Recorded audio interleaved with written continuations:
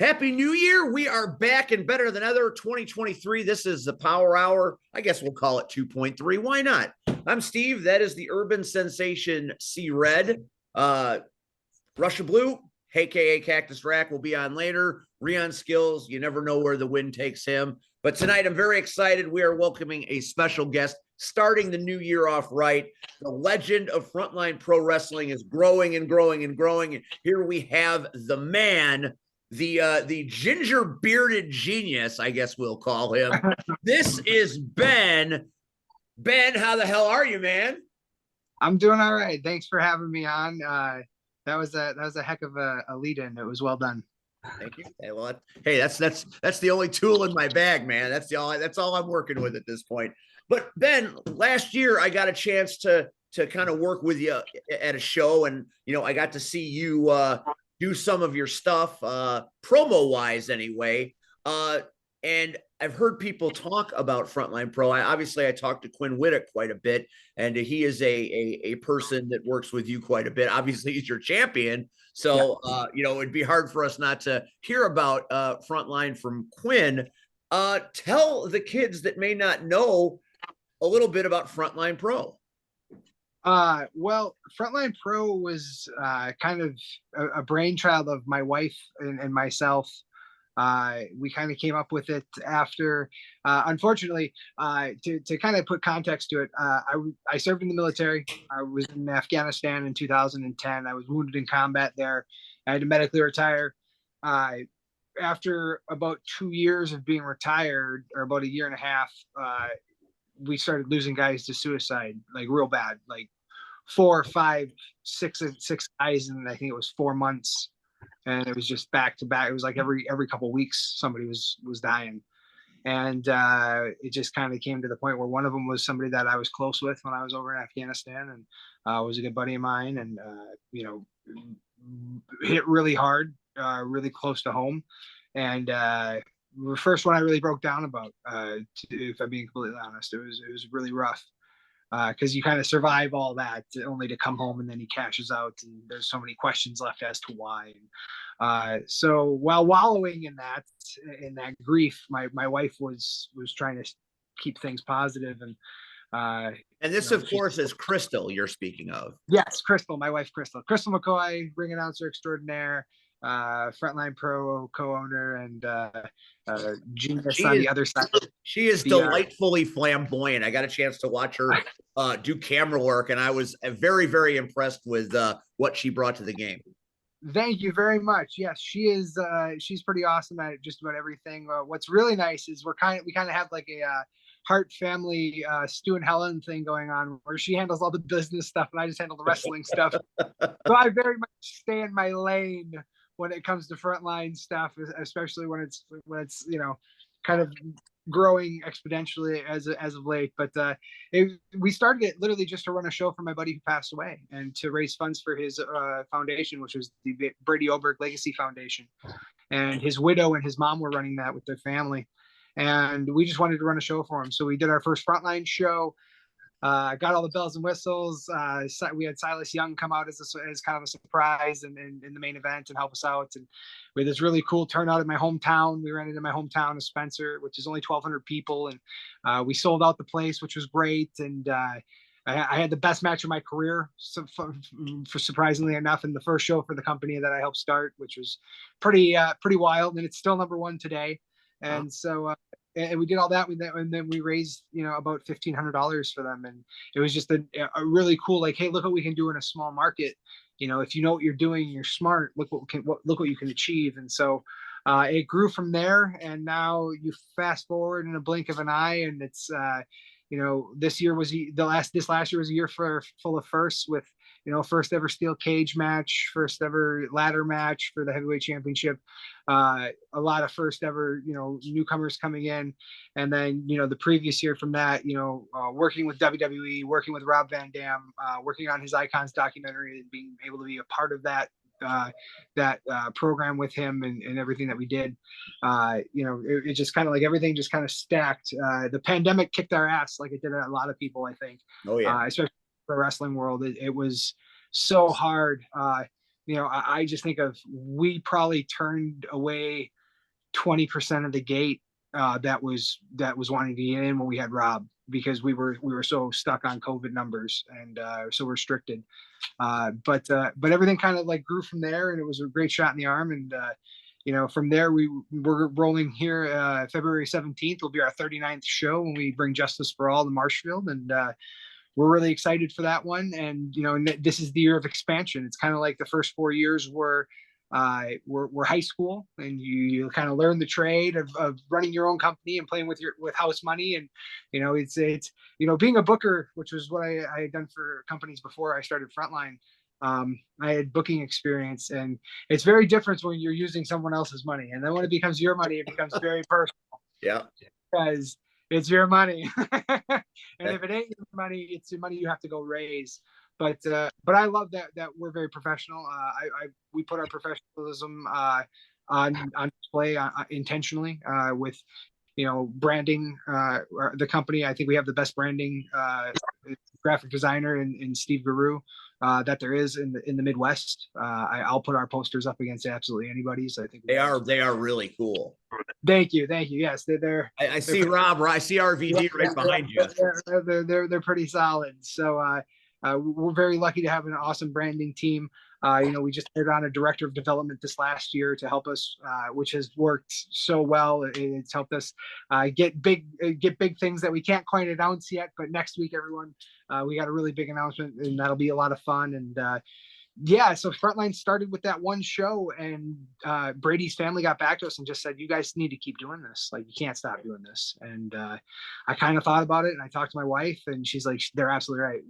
We could do this. Like, we can do this. This is something we should do. And now we're on show 39, and it's just like everything's in the blink of an eye. And we've worked with so many wonderful and amazingly talented people. And we've worked with some really phenomenal legends and Hall of Famers and stars of today. So it's been a wonderful circus. I love that my kids get to grow up in it. I love that they get to be those kids, like when we watch our favorites talk about growing up in the land of giants, like when Bret Hart talks about it or The Rock talks about it, running through the wrestler's legs. That's all my kids. They Quinn's Uncle Quinn, and they don't like Coda Jacobs, but that's Daddy's buddy, so they don't mind if he sleeps on the couch. Like there's things like that, and it's just really cool. It's like of being in the circus with your family, so it's a dream. You get to kind of watch that a little bit every week if you follow the Young Rock. It's that kid that is rubbing elbows with guys like the Macho Man and the Iron Sheik and Andre the Giant. So that is a generational stuff. When you're a young person growing up in a business like that, those are the stories you live for, and that's amazing. Now, this week I've been talking to people. They said, "So who are you having on the Power Hour debut?" And I'm like, "It's Ben from Frontline Pro," and I'm using your regular name, Ben Manthe, and you mean Ben McCoy? So I'm like, well, I know him. This is how I know him, because I've just met him, and the first time I met you was at that last show, and everybody's gravitating toward you. And I turned to a guy that I knew. I'm like, who's that guy? And it's like, that's Ben from Frontline. Next thing you know, we're talking. Next thing you know, you're doing shows in Chicago, and I get to work with you. So it was very, very fast for me. So I want to know a little bit about Ben McCoy. Yes. Oh man, Ben McCoy. So I guess to take that back is there was originally Mickey McCoy, and I've actually worked with Red before. Look at Red's face. Red doesn't remember something. This might be a first in 2023. Yes. Elite Pro Wrestling 2006 for the McCoys. Yeah. Okay, you didn't have all of it. Yeah, no, none of this. So that's what would throw me. Okay. Yeah. So we worked. Okay. So we came in and worked the Soul Touchers. It was Marche and Willie the Bomb against me and Chase, and we got to work with Red, and it was hilarious because Red kept mixing us up, and this is the best part. This is I've been waiting to tell this story for so long. You kept mixing us up. So like you like throw me Mickey and Chase is in the ring and I wait for the tag and Marche's like having to correct you and he's like this is the other one. And because but to be fair, we both had the crew cut hair and the clean shaved baby faces and we had matching singlets and the matching everything. And the whole point was we love to do the old demolition, the roll in, the roll out, the old switcheroo. And it was just hilarious because like Marche's, I just remember, I'll never forget like Chase tagging me in and me getting in the ring and Marche is going, man, so which one are you exactly? And we were like introducing ourselves in the match because we had barely talked. I think I had met Marche one time before that. And that was kind of like our first introduction to each other. But yeah, that was a great one. That was a lot of fun. And I just remember Red kept mixing us up and I just thought it was super cute. So that's it. That's just Red. Red says all white people look alike. Oh, come on, you knew that was coming. Red, what the hell is happening here? Okay, so Rion is joining us from Parts Unknown, and his little picture is the pineapple from a few IPW shows ago. That kind of got me off guard a little bit. I wasn't expecting the dancing. No, pineapple. That was from last month. Last month. Red, we have had more people with military backgrounds on this show in the last month than I think we've ever had before. I had no idea that Ben is a former military. So, you and him have, that common denominator. So, obviously that's interesting. Very. So again, the irony in that is that you never really, so you talk to people when you're at shows, but you never get to fully talk to people. It's, hey, how are you? Especially when they're people and they're brought in. And the crazy part is I just watched part of that match on YouTube. Wow. And I again I was looking for something and that popped up and I watched like a couple of seconds and I was like, this ain't what I'm looking for. Keep going. But you don't talk to people, and that's one of the things that's wrong with this business, because we'll talk to people we know. It's the people we don't know that we really don't talk to. Again, we'll speak and we'll be cordial and it's, hey, how you doing?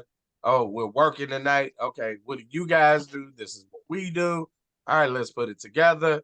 All right, you want to run through it one more time? Okay, bam. Go out there, perform. Yeah, great. We did. Everybody's back. Everybody's healthy. All right, great. And then, it's look for the pay window and then phew, everybody's gone. So, I mean, to know that and to know that he served,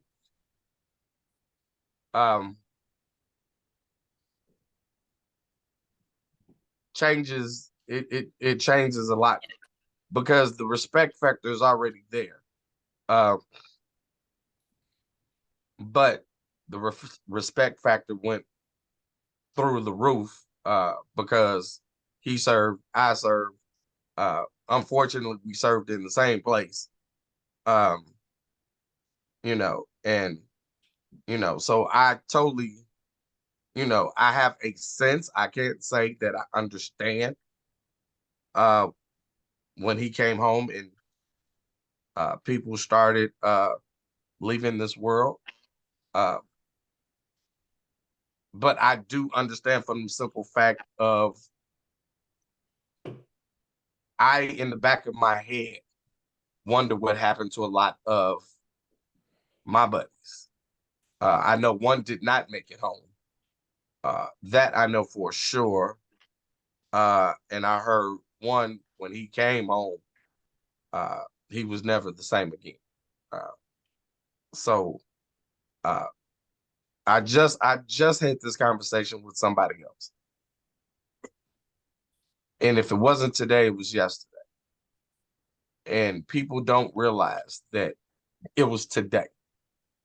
The way you go in and the way you come home is two different people.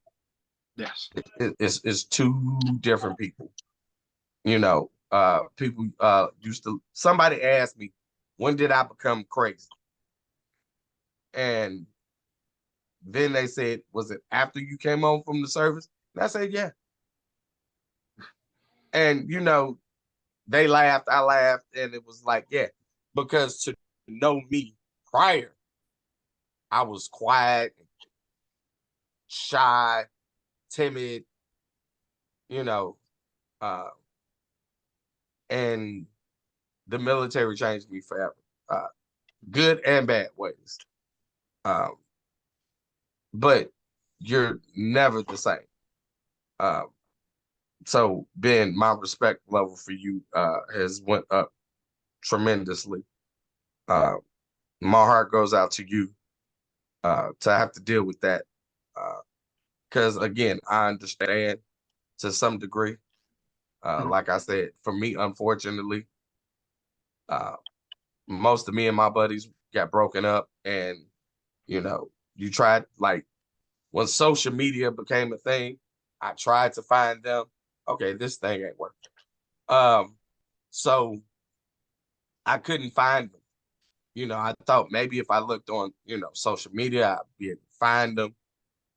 Uh, Only, like I said, to find one guy, and uh, knowing that mentally he was not the same person, and to also know that one of my close friends was KIA, and like that destroyed me. Like, as soon as I found out, it took me a couple of weeks, like, to recover from that. So,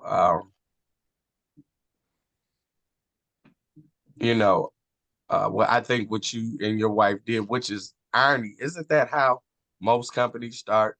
Everybody does I it. don't know. I don't know. Yeah, I was not afraid. not so much as for that, but somebody will say, "Let's do a charity show," Yeah. and then One where it's I definitely feel like I fooled her like Stu fooled Helen, where he was like 2 years and we're out of the wrestling business, and 20 years later they're still booking shows. So I always tell her, I was like, we'll get to show 100 and then we'll see where we're at. And originally it was, well, we'll get to show 10 and we'll see where we're at. We'll get to show 25 and we'll see where we're at. And now it's like, we'll get to show like 50 and we'll see where we're at. And the biggest thing for us, I think, is just making sure that the cause is always first. Wrestling, as weird as it sounds, Frontline Pro isn't really a wrestling company. It's a cause that uses wrestling as its vehicle to deliver its message. Like, it's what brings everyone together so we can share the message that we're trying to get to, get out there to the world. And whether that's helping a local charity or a kids group or a VFW or a Legion or a veteran nonprofit, which we've done all of those. We've worked with the naval station down there in Great Lakes in Illinois. We've really been able to work with a lot of wonderful people. And our biggest thing is, as long as that stays the same, as long as that stays the heart of Frontline, we're fine. That as long as that never changes. The difference between us and everybody else, I always tell everyone, the difference between Frontline and everybody else in wrestling is I'm not here to make money. I'm here to raise money for other people. So it's a lot more pressure in a lot of ways, because it's like, I can't fail. Like there's no there's no safety net here. It's very much like, these people are appreciative, but then you got to deliver. I would hate to walk up to someone and be like, here's $100, or something like that. And don't get me wrong, anything helps, but like, when you put all this production and everything into it, you expect a certain amount of results. And I think that doesn't change for us. Our biggest thing is to make sure that we keep raising funds for the people who need it, and keep working with the organizations we've become accustomed to working with, but also with branching out and finding new ones. And we're really excited. That's why we have the Chicago initiative, is what we call it, which is coming to Illinois and running around Lake Very Beach. excited. Very excited about that. We're really excited. Our first show will be May 20th in Round Lake Beach, and we'll be. I don't know where that is. I haven't Googled it yet, but it's on the north side. We'll be in the Sports Center complex. This beautiful giant building. Just That's absolutely. perfect. All my wife's family's from the north side. I shouldn't get lost. I should be all right. Yeah, so we're really excited about that, and that show is going to be titled "This Means War," and we send and I'll even say it on this program, we send an open invitation to absolutely everyone in Illinois, everyone in Chicago. If you want a shot at being on this show, reach out and find me. Because we want to feature not only the best that Frontline has to offer, but the best that Illinois has to offer, and we want to mash it up all into one awesome show, and put it out for the people in the masses to see while raising funds for a great cause. And that's where we're going. And I see him. I knew the second I mentioned it, I knew that the brain would start ticking. But yeah, I read. You got an open invitation. You can find a tag team or somebody come on in. But, come on, you got the ERC. I got just the guys for you. So I mean, I've got guys. Come on now, come on. You have young children. Yeah, that's what you have. But we're so excited though, man. I mean, if you would have told me when we started this that we would be here in year 5 with the stuff that we have coming up, with the big announcements that we still have to do, with pushing into Milwaukee and pushing into the Illinois, area in the north side, and we got a lot of great contacts. We're really excited. We're this close. We can announce that we will be doing shows in Waukegan as well now. So I know Waukegan. Yeah, so we'll be in Waukegan and Round Lake Beach, 2 separate venues. But we found a lot of great people. We joined the Chamber of Commerce down there, and they just have so many wonderful businesses in that community that are really open to helping us and opening their doors to us. And it's been a really positive experience. I've been really worried. We beta tested Illinois a few times. We ran Oak Lawn, and we ran the St. Christopher's School there in Woodstock, I believe, and then we did the Midlow Dome. Or no, St. Christopher's was in Midlothian too, and then we did the Midlow Dome. Don Preston. That we hallowed ground. That was the Midlow Dome for me was such a I had to do it kind of a thing. It's like just so many memories of my career going there for so many different people, whether it was for he who should not be named, but IWA Mid-South, hey man, I love Ian. Yeah, I mean, a lot of people have stuff to say about him. I very barely knew him, but we were always cordial in passing. I remember the locker rooms there, and just being a kid and in this business, and just sitting there in 2006, and it's like there's Claudio Castagnoli, and there's El Generico, and there's Chuck Taylor and Human Tornado and Kevin Steen and Quackenbush and the who's of that company at the time. Matt Seidel was so wonderful to me. He was such a nice guy, and I just remember being in those group chats at the end where before everybody was leaving, where people were smoking their smokes and getting ready to go on the road to the next town, and just sitting there thinking to myself, I'm like the imposter. I'm the one that's does anybody know who brought the kid? Nobody. Just leave him, I guess. And I just always felt like that was me. Because I'm sitting here looking at these guys, I have a ROH tape of you, and I have a ROH DVD of you, and I have a bootleg of you, and I have your because we were very lucky up here in Wisconsin. We had a guy named Dustin, the DVD guy, Dustin Kuhil, amazing dude. But Dustin, the DVD guy, got everything on DVD. It was everything you could think of: best of the Indies, best of Japan, old school Japan, best of the 90s, best of the 80s. He could anything you could think of, and he had the greatest video library ever. I probably spent 2/3 of my paydays my first 2 years at his table, just every single show, because it was just he had everything. Building that. I still have all that. I have that giant library yet, but it was still, that was a huge that was just such a cool thing. So Midlow Dome was a must. It was we got to do at least one. So first place I ever did commentary was the Midlow Dome for PCW back in 2014. I totally concur. Before I got in the business, and even while I was training, and I wouldn't tell anybody, IWA Mid-South would run in Highland, Indiana. and I paid my little $10, you know, and all I wanted to see was Christopher Daniels because Christopher Daniels came from Windy City. So, but to watch, like people will watch Samoa Joe now and be like, oh, I'm like, dude, I was watching Samoa Joe versus AJ Styles. I was 2000. I was so lucky to work with him. I got to work with Joe in '06, and he is just like, for everything, it's that stereotypical thing. For the nastier they look on TV, the nicer they are in real life. God, isn't that the truth? So off camera, we'll have to get together. Yeah. There's a story. Oh boy. And Marche tells it the best. I'm texting Marche right now. We're getting out here for that story. About Samoa Joe. He worked one of our shows.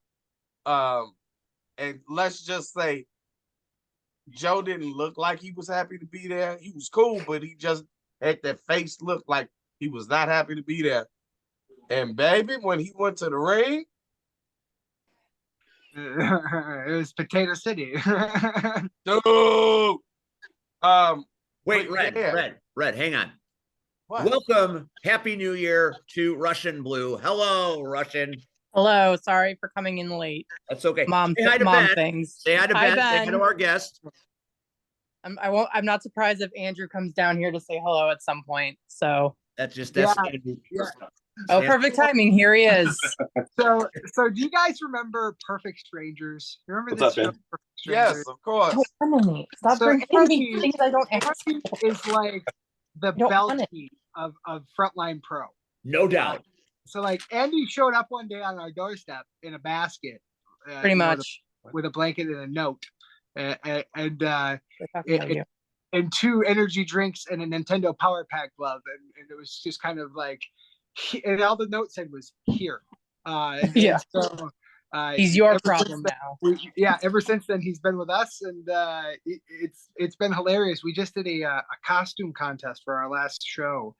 And the kid who won dressed up like Andy and literally had the jacket and the pants and the fake mustache and the glasses. Wow. And yeah, and they traded hats. He beat the Undertaker. Kid went full ham, like head to toe. And I told Andy, 17 years, not one time in 17 years did I ever see any kid ever get that there he is, get that dressed up for a wrestler. And Hot Rod Daddy Andy, baby, there he is. Yeah, he's got his fans, man. He's got some good people, and I don't so understand. it's exciting though. Like with Andy being there, we can use this time to announce, Andy's going to be wrestling for the Battle Championship here in February 17th against Rock and Wow, look at you, little baby. Thanks, Ben. Yeah, hey, don't thank me, thank my wife. I just report. my wife. Thanks, Crystal. Not me, I promise. So that's all we are, our reporters for our wives. Right? Yeah. So no, and but no, he it's just awesome. I love Andy's one of those guys that I find myself as I'm older and at the more like the twilight and the zenith of my career, that man, it's just like I was him. I was the kid that was like, I want that. What do I got to do? What do I got to do?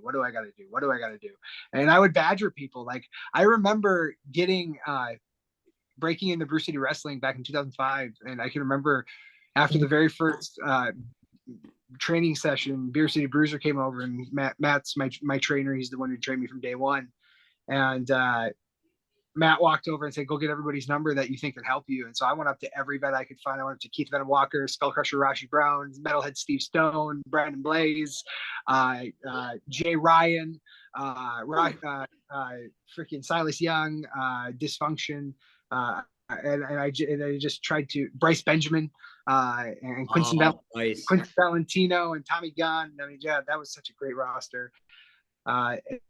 And Bailey Mannix and people like and people like that, and those are just the people that I just, I got all their numbers, and I just remember calling all of them and them being surprised because they were like, "Why'd you call me?" And me being like, "I was told that I got your number at the show," and they were just surprised about it. And it's just so funny to me how many kids like sit there on social media nowadays and they're all like, how do I get in? What do I do? You go get people's number, you intermingle, you sell your brand, or if not your brand, you kind of at least look for the opportunities to show your brand. And it's so fun how many people we have that talk about it, and then how many people actually do it. It's wild, especially maybe even back then. I'm so glad that I did. I maintained friendships with all those people. I talk to Steve Stone to this day, and maintain friendships with just about every single one of those guys, and they were all instrumental in helping me. So there's your free advice for today. Get a vet's phone number, call him, ask him, pick his brain. Don't just do it at a show, do it online. Like Shaq Jordan picks my brain all the time. He messages me. He just did it last night. And personally, I love Shaq. Professionally, not so much, but personally, yeah, and he just he's so meticulous of wanting to get every little tiny thing right. And I love that about him. He's a perfectionist. And Quinn Whittick and myself, Quinn's invaluable to this company. I mean, he's the face of this company now. I think that's undeniable. I think for the first few years it was me, and it needed to be because it was hometown stuff. Hometown hero comes home was the story, and that's how we, as in the wrestling world, sold it. And as time went on, I'm really just proud that we were able to develop a roster that was, Andy included, that were able to step up and elevate themselves. Because there's a lot of guys that bang their head on the door to get in. It's not easy to get in the front line. It's not that we're protective of the gate. It's just there's a long ass line. I mean, if I'm being honest, and that's a great. My dad says it's a champagne problem. Champagne problems. Like, oh dang, I have champagne. How dare this sucks so darn, type of a thing. But yeah, so it's awesome that we have the roster that we have. And when you look at Quinn, I think pound for pound, I would put him in the ring with absolutely anybody. I really honestly would. He really is sexy violent.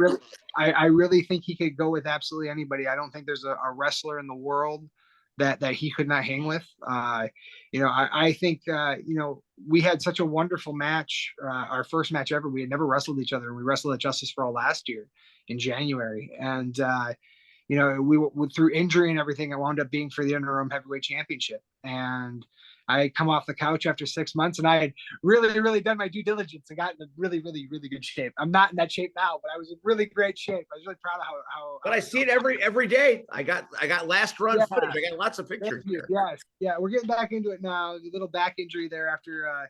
Unfortunately, I got a little hurt there after Night for Tyler 5 wrestling Justin Dredd. Wound up injuring my back, and then just kind of threw everything out of whack. And then it was, we were supposed to, Gavin and me were supposed to defend the tag titles in October, and then unfortunately I wasn't cleared, and I didn't get cleared to do weights and stuff until after Christmas. So it was kind of like it just took this abundant amount of time, and now it's getting in there, and it's like this is week 2, and I went today. I didn't do a picture, but I went today, and it was. It was just as rough as last week was. I think just getting into anything again for the first time after a long time is really rough. And there's just a lot of soreness and a lot of, creaks and cracks. And I'm not in my 20s anymore. I'm going to be 40 soon. And it's a different animal. I remember 40. Yeah, I remember 40 like it was yesterday. It's a funny animal because you almost feel like Rocky in a way where you're just like wanting to build hurting bombs for this last bit. Like it ain't going to be pretty like it used to be, but it's going to get the job done. When you hit 50, you sit back and say, what am I doing? There is no way in hell I will be wrestling at 50. There's no way. The last run was really just hey, get off us 50-year-olds still wrestling.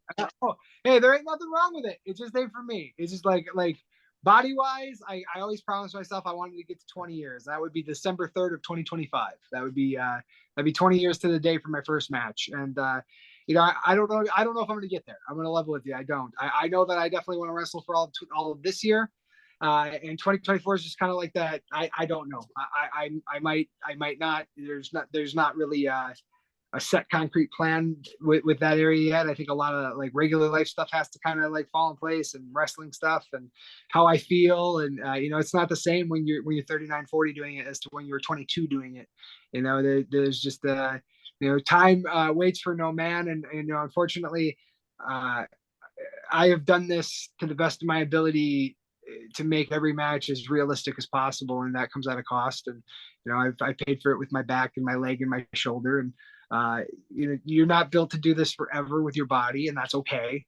Red may last forever. Red might, very much so. wrestle forever. He will take a bump tonight if I asked him to. He would do it. He would. Red would. Be like, take some sick. Well, don't get me wrong. First, he'd be like, "What's the pay?" And then he would be that is surprisingly accurate. That's exactly like, what we say. What's the grease? And then I would be like, well, and we would figure it out from there. But no, it's just not forever. And this last run is, I went through and I wrote in a notebook of what I thought I would want to have for like my last 25 matches. And I not to insult the populace of wrestling out there, but I got to like 22 and I couldn't find anybody else, and it was like, huh, it was kind of like there was a lot of guys that have got crossed off the list, but there's a lot of guys that haven't.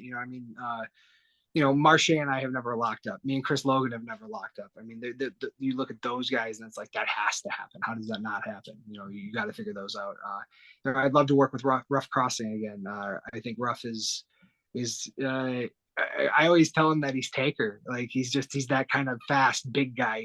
He's too agile for his size, but he makes it work and it looks so effortless. And and then there's just guys from like my past. Like I broke in around the same time as Jason Hades, and I would. Oh, I think we got Ben. Jason's froze. on the time. Oh, now he's back. Sorry, better. You froze, but now, did you say Jason Hades?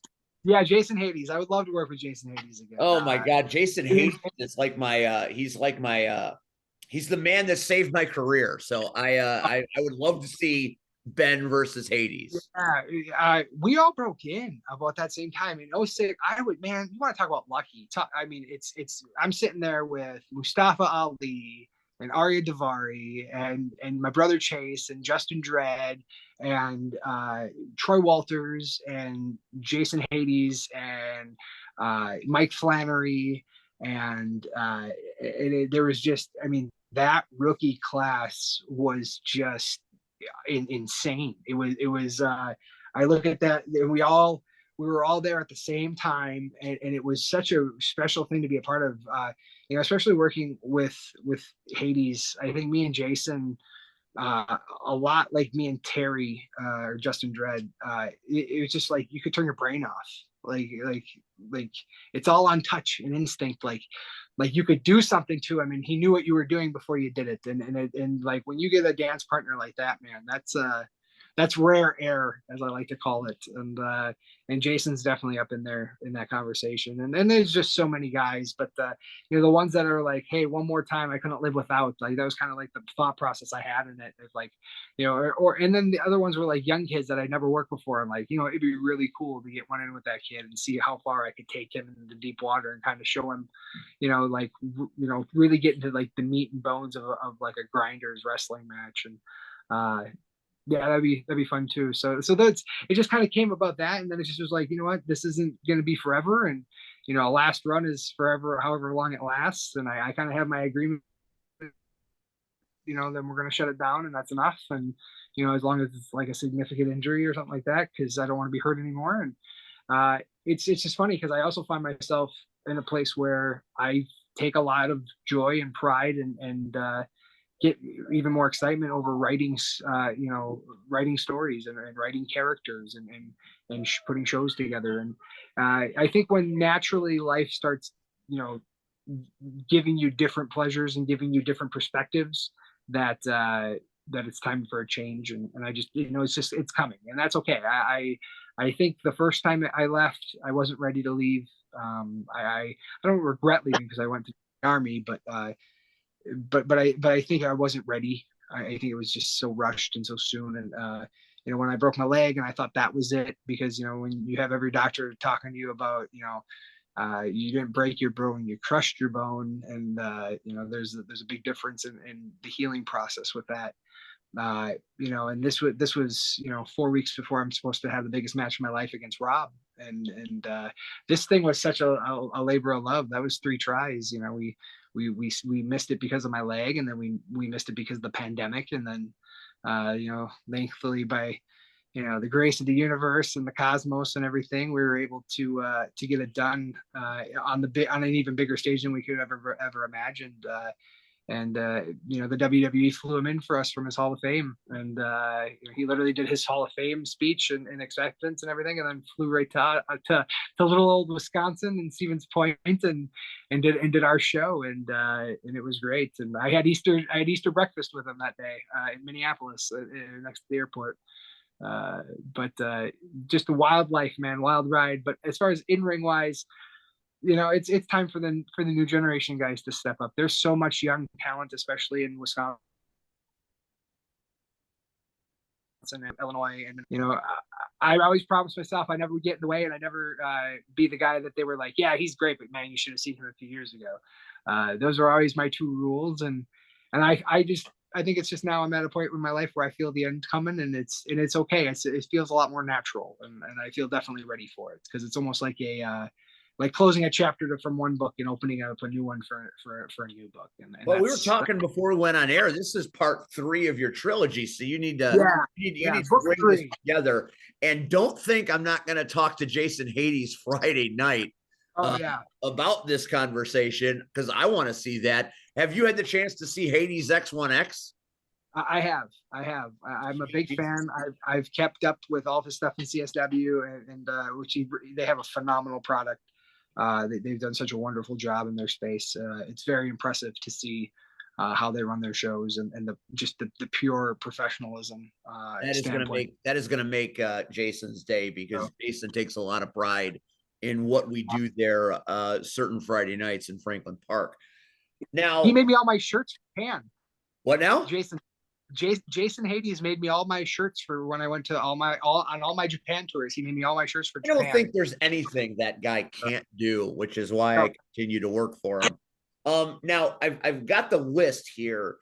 You have a very busy event schedule for 2023, starting with Justice for All, February 17th. Now that's in Wisconsin, right? Yeah.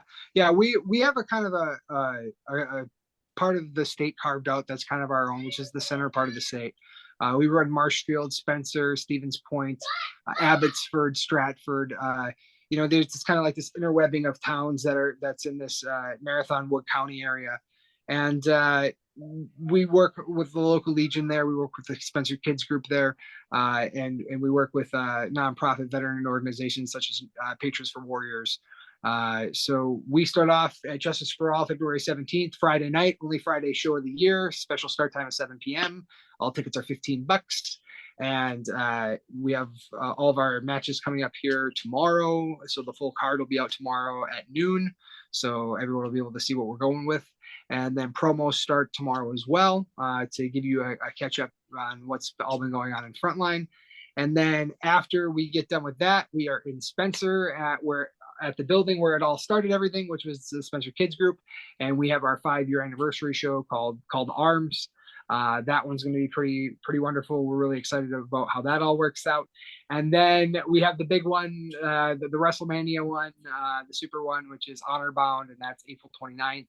And we got a couple confirmed surprise special guests on that one. That one's going to be a lot of fun. We're really, really, really excited. Honor Bound has always been our premier flagship event. This last year in 2022 was the first ever steel cage matches, and all championships were defended in the steel cage, and we've never had a steel cage ever. And, the year before was Rob coming in and doing this. The year before that was Hornswoggle and Mr. Kennedy or Mr. Anderson, and we've just been able to build this wonderful reputation with Honor Bound, and we're really excited to bring it to a brand new area that it's never been viewed or seen in before. And that announcement will be coming next month, and we're excited to announce that. And like I said, we have special guests, and then from there we we make it to the big one, the prime time. We go to our brand new season premiere events, which is May 13th. We are in Milwaukee, Wisconsin, at the Legion there, and we are working with Battle Tested Pro Wrestling. We're excited to work with that. Ran by Ben Evenson, who's a veteran himself. He was an Army Ranger, a friend of mine that I've known for over 10 years. Excited to work with him and his company to present Frontline versus Battle Tested. It'll be kind of like we're going to call the show Valor, and we're going to be raising funds for military nonprofit. So we're super excited about that show. And then 1 week after that, it's the big one. We're in Round Lake Beach at the Sports Center complex for This Means War.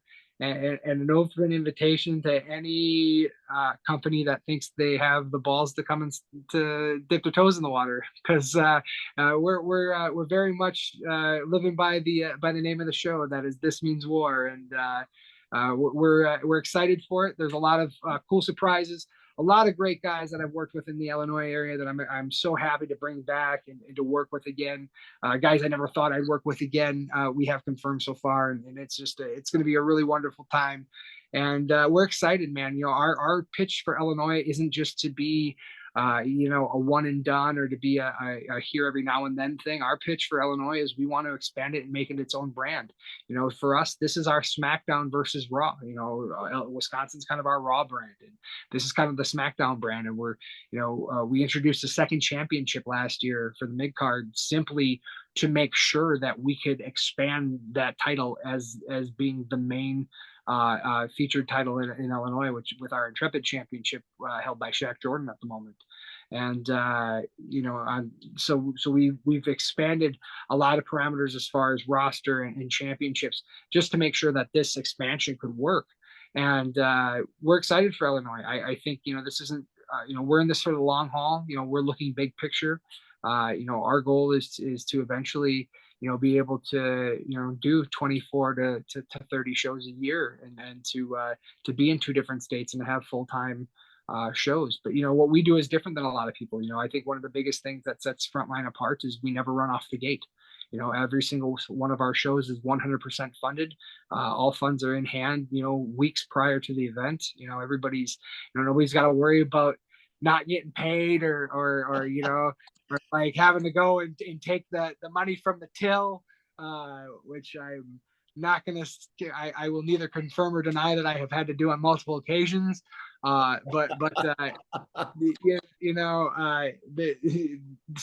I think that's another part is, we always say Frontline is family. We really do treat our wrestlers like that. I think that's a different thing. We involve them in the creative process. And at first I got a lot of blowback from a lot of old school promoters about that, because they thought I was, giving the inmates too much power and just watch, it's going to blow up in your face. And, I mean, we'll use Andy as an example. I love collaborating with Andy. I think Andy has got so many great ideas. We have such creative fun, and luckily for me, for Andy too, is I'm an 80s kid and I love everything 80s.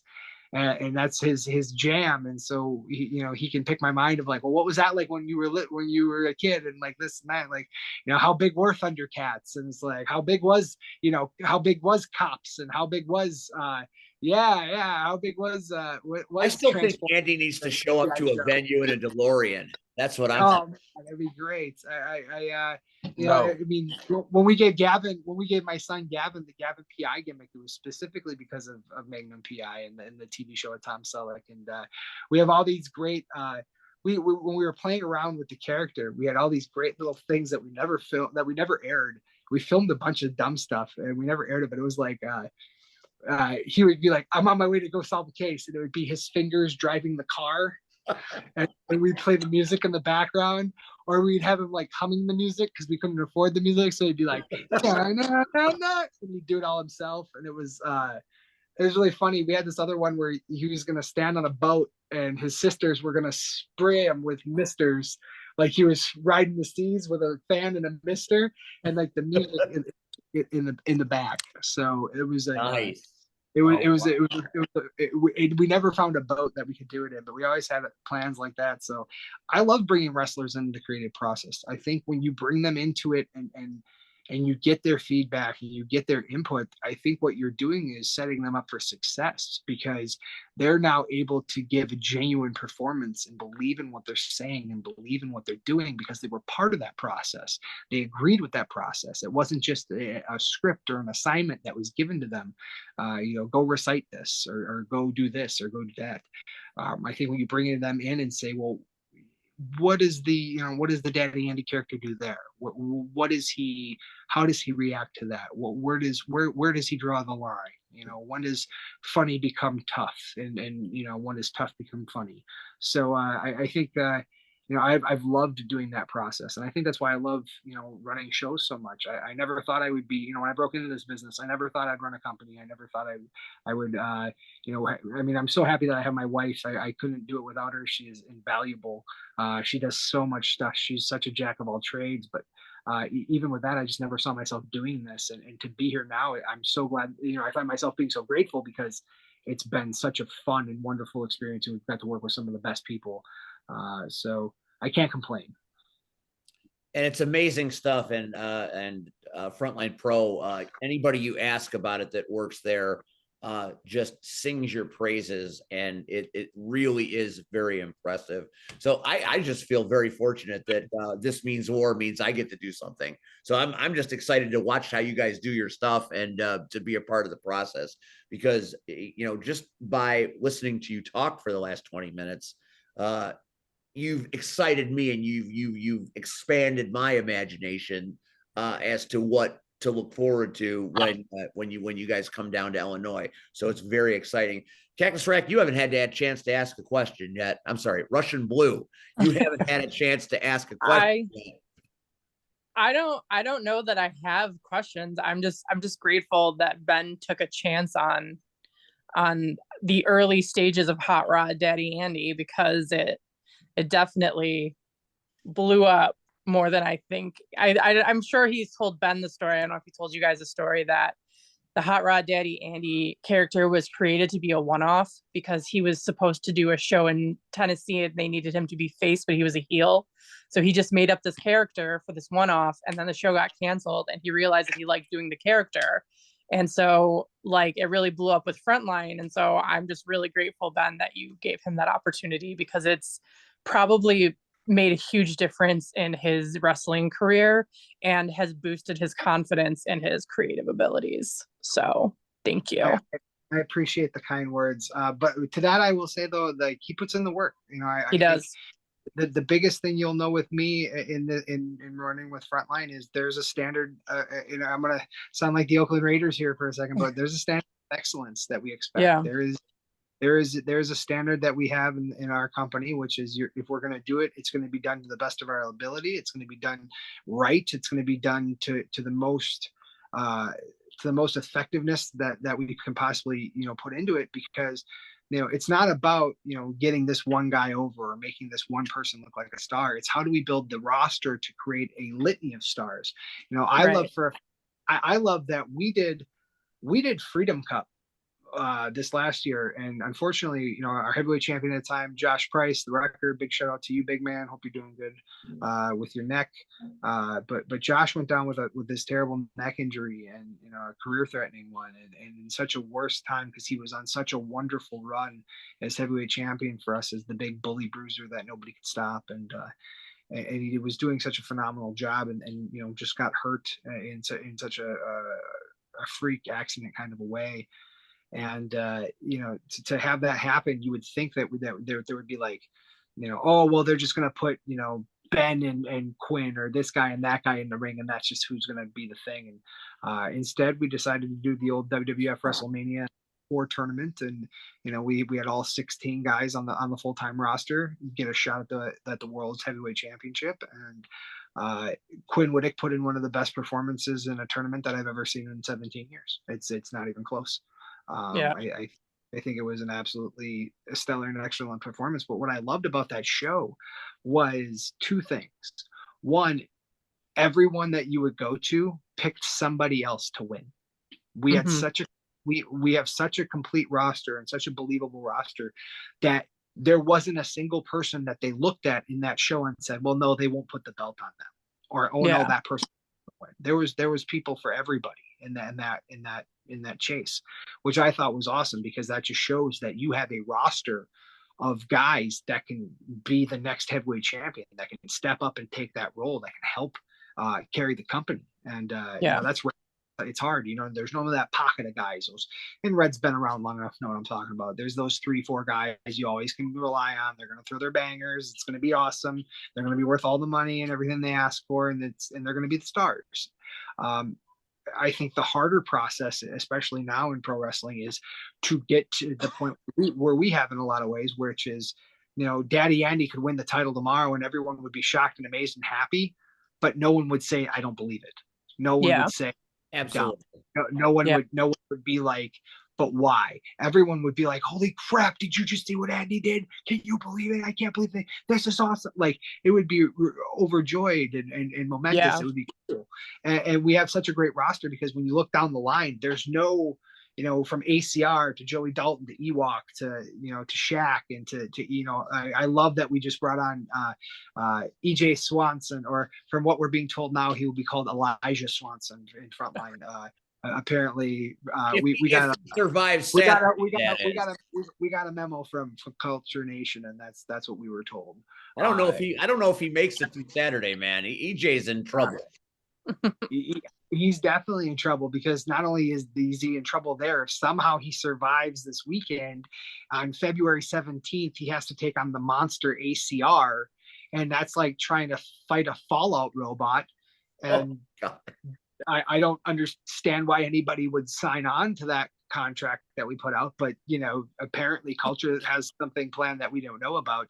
But yeah, people kids in a ton of trouble. Or they're gluttons for punishment. Who can say? Yeah, but we have but like I said, we have this complete roster where everybody believed.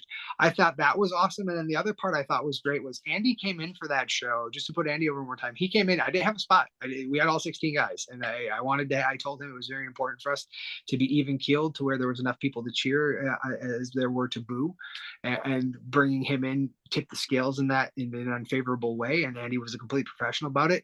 And that kid came and emceed for me like he was freaking Todd Pettengill in 1994, 95. And it was awesome. And they loved it. And the fans were nuts about it. And he got that crowd amped. And the air conditioning went out. So we're all sweating our butts off, dying in this building. And Andy just never let that energy go down. That crowd stayed up for 3 hours. I don't know how it happened, but between him and then we pitched it to Crystal, and then Crystal would bring the energy, and it would be even bigger, and then everybody was really into it, and it was great, so I'm really proud of our roster. And the other thing I love is there is no egos. Everybody is, what can we do to help the company? How can we do to make this the best home for everyone? And I mean, guys understand, it's a hard business. You need to find that happy medium between taking care of your brand and your product and yourself as a performer, and making sure that your stock stays at a certain level and rises.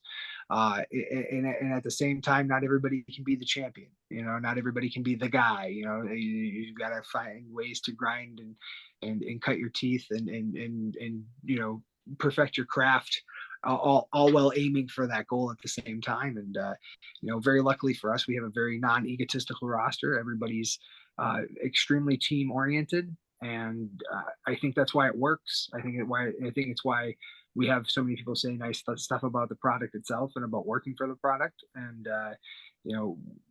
that's great. I take a lot more pride in that than anything I've done. So amazing stuff.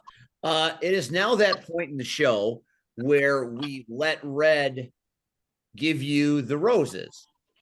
So Red, even though you just realized that you worked with Ben here many, many moons ago, and the look on your face is one that I will savor for many years. You being our elder statesman and our most experienced person on the Power Hour, give Ben the roses. Ben, I'm not gonna give you roses. Yes, I am. So a couple of years ago, I heard about this company, and I'm like, okay, that's one person. Somebody else. Frontline. Okay. And more, I keep hearing people talk about frontline.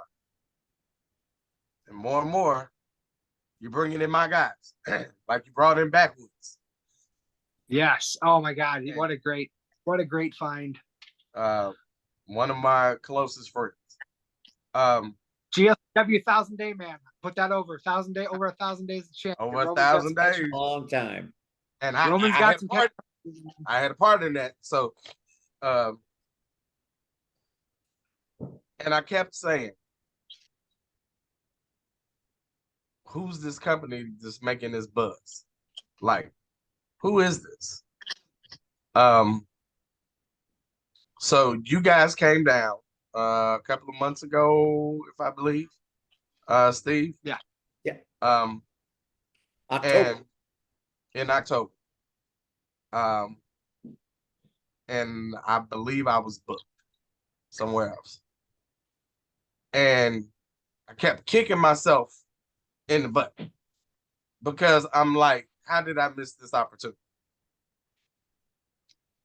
Just to see who's behind this company. And Steve posted a picture with your wife. And I'm like, huh? Yeah, she's a fox, ain't she? Well, yes, I will say she's gorgeous. But it was like, it's got to be more to this. It's got to be more. It's got to be. And then tonight I find out, well, of course I find out it's you. And then I find out our history. But more importantly, I find out your brain. And I will tell you, I commend you on everything you're doing. Even down to the last part where you said that there's no egos in your locker room, which I love a locker room that is like yours, because we're all here for one goal. And that's to entertain the people out there and make everybody back here better. But a lot of locker rooms, and again, as you know, that's not the case. You know. The other thing, the other process is that you talk to the talent and you get their input. And I appreciate that. Because again, we've both been in locker rooms where you're told, hey, here's your match. This is what y'all doing. This is what I need you to get over. Go ahead and do it. And you do it because that's why you're getting paid. But, and it again, I try to explain, this business is like a regular job. When you have a job and you're just told, here, this is what you do, go do it. You're like, okay, I'm getting paid, so I'm doing it. But when you get your input on how to do your job, and what do you think, and how can we make this better? What should we add? What should we take out? What, that means so much because it becomes personal. You take personal pride in your work. And that means you take your work up a notch. And again, for everything that you and your family have been doing, first of all, I commend you for just even running the first show. Because a lot of people are like, I wouldn't do it. And you did it for a great cause. But then to continue doing it, and so I hate your wife is not here, so you can pass on my roses to her. You have a Oh, partner. she's here. She's downstairs, and I was like, "You want to do this thing?" And she's like, "Next time." And I was like, "Cool." Oh, Well, well, there's hey, definitely going to be a next time. there'll be a next time. I Oh, think there'll you be a should have next her on time. trust me, I think you would have a much better time with her by herself, and just like you guys have her on. I'm telling you, she's got some stories, man. She's We'll talk. We'll talk about that. We'll get that done. She's a far more. I don't think people realize how long she's been in doing this. Like it's literally almost as long as me. Like she was managing me back in '08. So like you know, she's done a little bit of everything for so long, and between making gear and running the company and managing and being a commissioner, but we do the magistrate, which is cool because it's different, and you know, between running sound and just, you know, kind of teaching herself all this stuff on the fly, and just you know, making things work that normally wouldn't, and putting herself out there. You know, she would be worth a whole episode. So she is awesome, absolutely. And Oh, don't think I'm not going to take I'm advantage of that. I'm extremely lucky. I'm a very lucky man. One, just to have her in my life, but two, to definitely be partners with her. I couldn't imagine doing it with anybody else.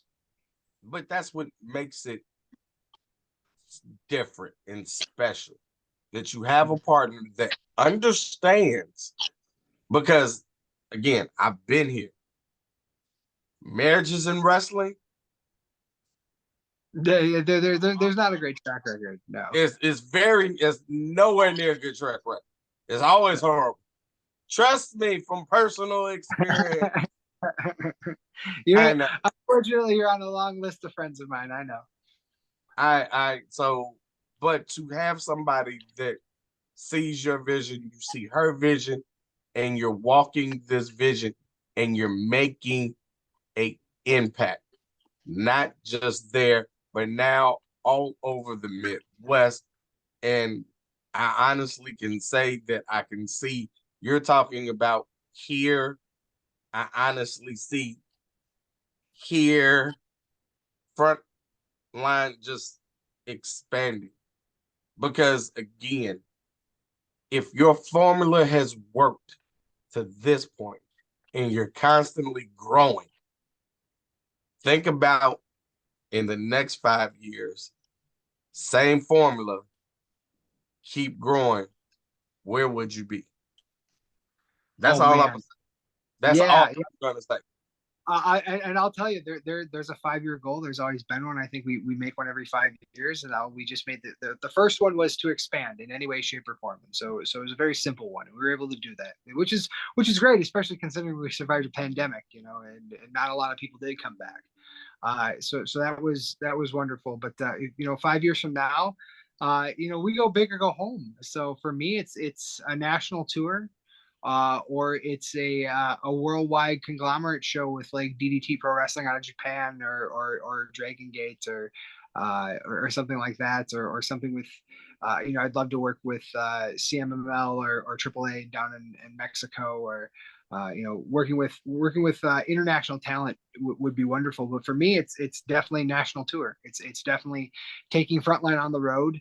And you know, I would love to do 20 cities in 20 different states in 5 years, and make it an actual legitimate PT Barnum kind of tour. Oh, and man. I think that's what's awesome. Yeah, I think that's what I love. Yeah, I think what I love about Frontline is simply the fact that, you know, we are very PT Barnum. It's not, you know, at the VFW next Friday, just like we were there 2 Fridays ago, and you know, like it's not the same place, same. It's not just because I find that a lot of people that stay in the same building, and a lot of people stay in the same building and build the culture, and that's awesome. But I think the flip side of that coin is when you build something, it can become very stagnant, and it can become very repetitive, because you know, people become the places, you know, it's kind of like the Shawshank Redemption. You start becoming the prison, you know, like you start becoming the penitentiary if you're there long enough, kind of a thing. And you know, for us, you know, our formula is so different from everybody else's because we are very PT Barnum. It's pick up and go to the next place. And if you miss us, hey, guess what? You're waiting 3 months, and we'll see you when we see you. You know, and you know, because you know, we're in Marshfield in February, we're in Spencer in March. In April, we're in a completely different city. In May, we're in Milwaukee.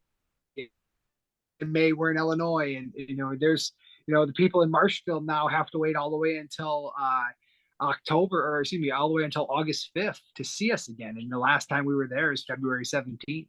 And just having that traveling schedule has been invaluable to us because it makes it a happening. It makes it something where like, hey, they're coming to town. Did you know they're coming to town? Because they're coming to town. And we're really proud of our word of mouth advertising, and we're really proud of working with the local papers and media outlets and TV places and radio stations that we've been partnered with for the last 5 years. And as far as expansion goes, I think for far too long we've all lived in the world of independent wrestling, and I think someone along the way forgot to tell everyone that we're professional wrestlers and that this is professional wrestling. And some way, somehow, mediocrity became acceptable, and lackluster became okay, and half-ass became standard, and somehow, some way, in a lot of places, that became a thing. And so to kind of be the thing that's against all of that's to try and do the opposite, which is to be the utmost professional. I mean, it's not, we use official company titles. A lot of people don't do that. We it's little things. It's we down to the branding, down to we have a public employee that doesn't do anything with a wrestling show. He writes our contracts, and he does and he works with us there. And we have people, we have a guy who helps us with flights and itinerary, and being able to have so many multifaceted things and doing what Red has talked about, treating it like an actual business. I think that's the biggest difference between, we're a licensed LLC. Like we have insurance. We go through all the professional parameters, Better Business Bureau, the whole 9 yards. And so for us, we try to treat it, like you said, like a real job. This is, I'm retired Army. So like, this is my job. I wake up in the morning, the first thing I'm doing is calling about, a vendor or a sponsor or a venue or a talent, or this is something where I'm fully invested, because this is a project of love. And it's kind of, in a lot of ways, my family, I don't want to even say mine, but my family's legacy. My son is in this, and he's going into his 4th year in pro wrestling, and my wife is in this, and our daughter is starting to get into it in production side of things, and she's 13, about to be 14, and it becomes a family thing. And but for us to be able to work with my kids and to show them the trade and to show them the craft, that is, because pro wrestling is art to me. It always will be art. I think we get to tell the greatest stories in the world, and how lucky are we to be, the schmucks that just fell into all the luck and got to be we get to be superheroes. We get to be real life villains, and there's no difference between us and a Marvel movie, except you can reach out and touch us. I think that's, for a child, I think I do hear Quinn Whittick is shooting fireballs, very Human Torch like. So I think we're going to get sued. I think we're getting sued by Marvel. I'm not happy about it. Oh man, that's not surprising one bit. Quinn is another guy, creativity wise, through the roof. Talking to him, I always tell him, you're where I wish I would have been, like 8 years ago. Like, I wish I would have had the mindset he did at the time that he has it, because very rarely do you see somebody that where everything kind of, where like your mind lines up with your body work. You know what I mean? It's always like the big joke in pro wrestling is when you break in, you're young, you're full of piss and vinegar, and physically you can do anything, but your mind is the size of a pea, and you're stupid because you don't know how to do pro wrestling because you're brand new. And then as time goes on, your brain becomes super big and smart, and you got all these great ideas, and you can see stuff before it happens, kind of a thing, and your body breaks down. And so it's that funny Benjamin Button thing or whatever. I think Quinn is doing it in reverse. Yeah, that's what I was gonna say. Quinn's kind of Benjamin Buttoning it, where it's like, he was always good at wrestling, but the character stuff was kind of like he was afraid to get out of his shell. And now as he's kind of coming around, it's like the character has exploded and is just this, I mean, for him to be so hated in certain places, but then when he comes to Frontline, I mean, he's Shawn Michaels, he's Bret Hart, to these, he's Hulk Hogan to the Macho Man to these kids. Like when Quinn comes out, he's the man. And for a guy who came in, and we just talked about this yesterday, man, who we talked on the phone for over an hour. And, for a guy who came in, damn near broke his neck on the first match doing a backflip off the ropes and like scorpioned himself. not a favorable first impression, to being brought back a couple of other times because I didn't want to give up on him quite yet because I knew something was there. And we did this, I think we did some sort of multi-man match, and he wasn't even supposed to get over. And they did the match, and they got to the end, and he didn't even win. And he got to the back, and they were through the roof for him. And it was like right then and there. And it was, I always told Quinn, I said, I saw you coming before you saw you. You know, like I saw you coming before you saw yourself. Like I knew this was happening 2 years ago. You know, I knew when we were having him with the Dream Warriors with Skylar Evans as our tag champions. I knew then, like you could just tell, like Quinn was destined to strap that rocket on. So yeah, it's been it's been amazing writing with him. I think especially with, you know, his ideas, you know, of how to get creative and really take people on a ride, you know, and emotionally solid. So he is the epitome of sexy violence. Ben, we don't deserve you. no. What you have said tonight and the impact you have made, I'm sure is going to have people rewatching this episode for quite a while. You are very, very interesting. You have done something that very few have, and you made C-Red's eyes pop, which this doesn't happen very often in the show. Doesn't happen very often. Which one's Mickey? Which one is Mickey? Don't worry. And now he's gonna lament on this for a while. So when he sees you next time, he's gonna have a story for you to make up for it. I assure you, that's just the way Red is. And I'm already putting in my calendar that I want to have Crystal on this show before that May 20th show. So tell Crystal May 16th, she is property, the Power Hour. We want to have her on. You got it. Hey, that's 10 days after her birthday. So there you go. So that'll be a hell of a show. So I'm going to put that in my calendar, and I'm sure I'll be excited to have that happen. Ben, you have been a joy tonight. Thank you so much for not only sharing your stories, but taking us behind the scenes of one of the most impressive promotions and kind of showing us maybe how it should be done. Because I think some people think that it should be done a certain way, and maybe they're not right.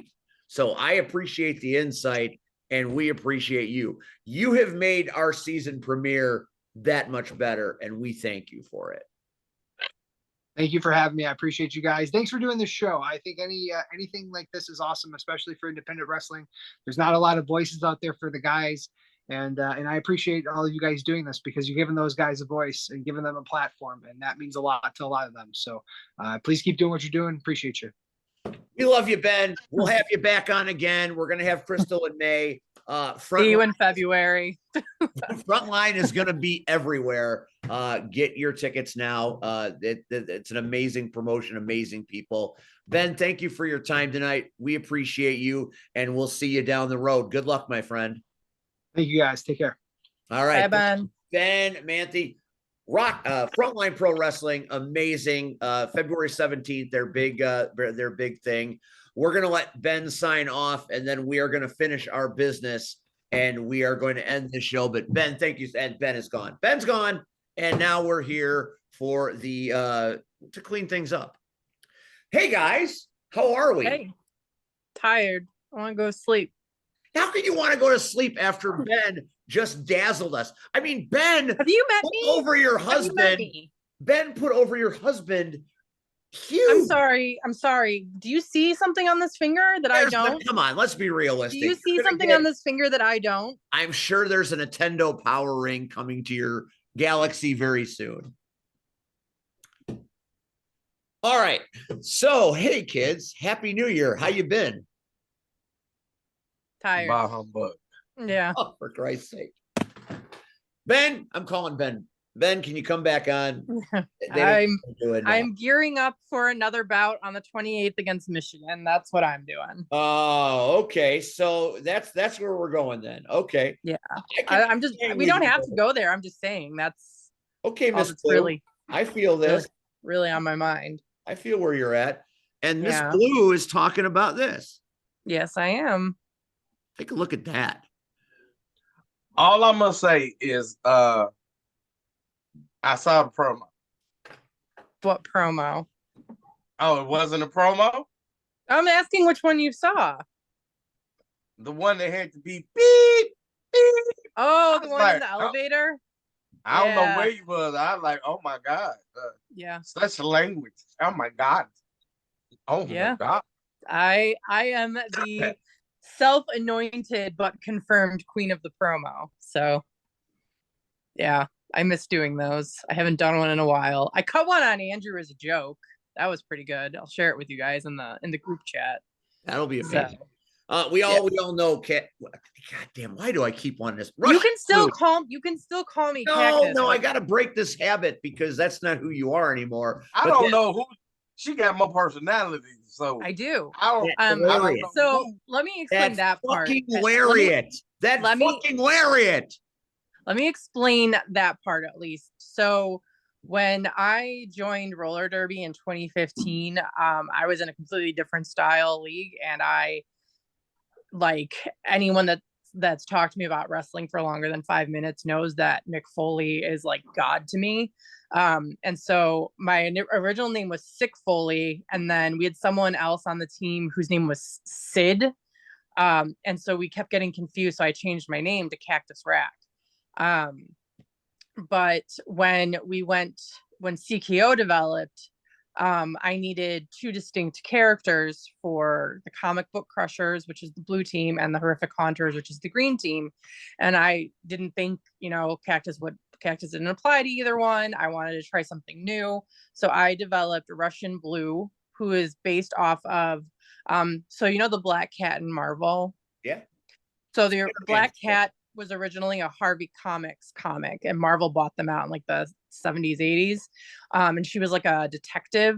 And so I called myself Russian Blue as a nod to the Black Cat, like the cat. And then my costume was similar to hers. Like I had like the V-neck like romper on, and I have a mask. I had a blue one. I have a really great story about that mask, but I don't know if it applies here right now. It's about how I lost it. It was stolen, and it was the only thing stolen out of everything in Tulsa, Oklahoma. But then I created Sedusa, who is named after a villain from the second episode of the first series of the Powerpuff Girls. And they were both a hit, but Russian Blue like completely took off. And I think sorry, my friend's cat is getting behind me. And I think it's because it allowed me to completely divest myself of myself. So it wasn't just me like trying to find a way to make my personality work. It was a completely different person. And I was constantly in trouble. I got the Sinbin Queen trophy 3 times in one season. I have been labeled like the penalty innovator because I would just make shit up to go to the box. Like I would leave the track and steal someone's nachos because I was hungry. Flipped off the refs. I fought everybody, and you beat up a ref at the last show. I've beaten that ref up many times. That was not the first time. One of the most famous pictures of Russian Blue / Sedusa is me with him in a camel clutch in the middle of the floor, and Marley and Crimson are like, the picture, it's like a Renaissance painting because he's clearly struggling and I'm holding him in and like grimacing holding him, and then like Ash and Marley are like over me. It's like they're like soothing me. They're like come on, just let him go, and I'm just like no. Oh, that's Norman Rockwell right there. Yeah, pretty much. But it's I retired them during the pandemic because I didn't realize it at the time, but I was in a deep depression after my dad died, and I just didn't feel connection to anything anymore. And so I retired them. I created Cactus Rack. Not created Cactus Rack, but I created the character for Cactus Rack, but I never connected with it ever. It just never felt like me when I was out there. And that last bout you saw me in, the title bout, when I was Russian Blue because I was on the Crushers, is like the most fun I've had in 3 years. I was having a blast just being a shithead. And so You could tell you were really yeah. up there not for any other reason but to irritate everyone. Yeah, so I made it official this past practice. Actually, I am no longer on the Retro Rumblers. I am no longer Cactus Rack. I am Russian Blue / Sedusa team. Home team to be decided. But yeah, you will get to see me be just an absolute raging shithead. I can't in every wait to bout see you do going that forward. to the low lifes from Michigan that are coming. Mhm. We're Yep. gonna get them. They're not gonna enjoy the commentary at all because No. nobody said that I had to be non-biased because I'm gonna be totally biased. I don't care. Nobody can tell me what to do. But anyway, that's Fair enough. Listen, Ms. Blue, Yes. you put in a special guest appearance at Rocket Pro Wrestling this past Saturday night. I don't think I was the special guest. I think Hot Rod was the special guest. Hot Rod is all and I came with him. Well, you and Hot Rod are a unit, a functioning unit. So where Hot Rod goes, so does Russian Blue. And you were both guests, and you were seated in the front row. You were special guests of the LIM, and the LIM have indoctrinated Hot Rod Daddy Andy into their little group, which I think is amazing. What did you think of what went down Saturday night? Were you entertained?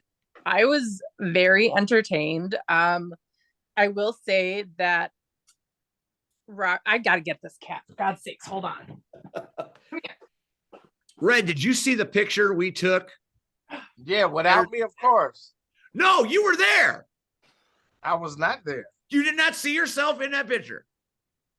I did not see myself. Rion put up a photograph of you. You better look at Rion's phone because we took a promotional photo for the January 24th show. And if you look at Rion's phone, there you are. I'm pulling it up now. All see red. You were always there.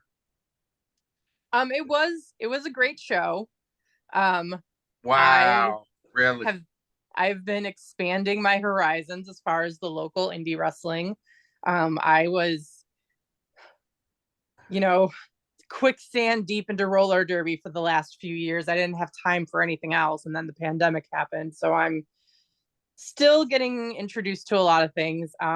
Production wise, it was stellar. They have fog machines. I'm allergic to those, so I can't be seated by those anymore. Yeah, there's a lot of fog. It happens, especially when Quinn Whittick comes out. They almost gas out the entire facility. I really liked the what is it, Maximus Orion, the Charmed. Yeah, that was. He is the balance of justice at Rocket Pro. I had some fun with that. I did say that I was going to be roasting everybody tonight, but I'll be nice. I'll be nice. You can roast Roxy and Joey a little if you want. No, I like Roxy because I don't like Roxy. Roxy recognized a fellow queen when she saw me. Did you see what Roxy did? No. You did not see what Roxy did to me. I heard she slapped you, but I didn't see it. Hard. Yeah. Was it as hard as I slapped Damian You probably Gray, though? deserved it. It was I didn't do anything. I did nothing. Okay. Joey Roth, I have been sold into slavery to Joey Roth by Damian Saint. How fair is that? So now he is my overlord. What the fuck? How? Damian Saint said, you will now be reporting to Joey Roth. And now Joey Roth has rumored that he is going to make me do Cupid's Carnage in a dress. What's wrong with that? I don't want to wear a dress. Why? I don't have the legs for a dress. You know this. Just wear a maxi dress. No one will see your legs. I mean, it can't be. Where am I going to find a dress that big? It cannot be worse than like evil no coats that look like medieval monks. Look, if he makes me wear a dress, you need to put that look together for me. I will. You are going to look I don't know where I'm going to find a dress that's going to fit me. I probably have one. What am I going to wear under the dress? What? I will put you in a couture gown for this. I don't know what that means, and I don't like the sound of it. It means expensive. We will see what happens there. For that. A lot of crazy things happened at Rocket Pro Wrestling. Remember how we were telling you, Red, that there was this masked guy that kept attacking Christian Rose? Sure. Well, we found out who the masked guy was. It was revealed. And A blast from the past of Christian Rose. One Bucky Collins made his Rocket Pro debut when he And ripped that's his mask. not okay. Captain America's best friend Bucky. This is No, not Bucky Barnes. No, okay, I this know. is a different. But this is Red a knows who Bucky No, Collins I'm is. asking. I'm asking Oh. because that's the only Bucky I've ever heard of. Well, now you saw Bucky Collins do his thing, and now Christian Rose and Bucky Collins looks like it's going to happen at Rocket Pro. Damn. Not in February though. I don't think in February. I mean, it was revealed. I don't know. No, it's definitely not in February because in February it will be a 4-way dance. It will be Marche Rocket, the champion, Quinn Whittick. Quinn Whittick, Christian Rose, and one other person that it is slipping my mind. How is that large human being slipping your mind? Oh, Steve McMichael. The bear hug. Hey. Anyways, yeah. Hey, Well, fun fact. I went to college with Steve McMichaels. We took, I think, an anthropology class together, and we had to do a group project. Well, then you are coming to Cupid's Carnage, and Yeah. we are going to talk to Steve Michaels about your situation. I want to hear more about. We're going to have him on. I'm going to have him on this show. We're going to talk anthropology. I'm going to make It's that been happen. it's been more than 10 years. So Listen, I have gotten everybody you've wanted on this show. You wanted the LIM. We're having the LIM. You wanted Shalance Royale. She finally got back to me. We're doing that in February. When Russian Blue says, hey, what about this? I make every effort to make that happen. well, I'm gonna then have should to I just start booking the release my entire list? Huh?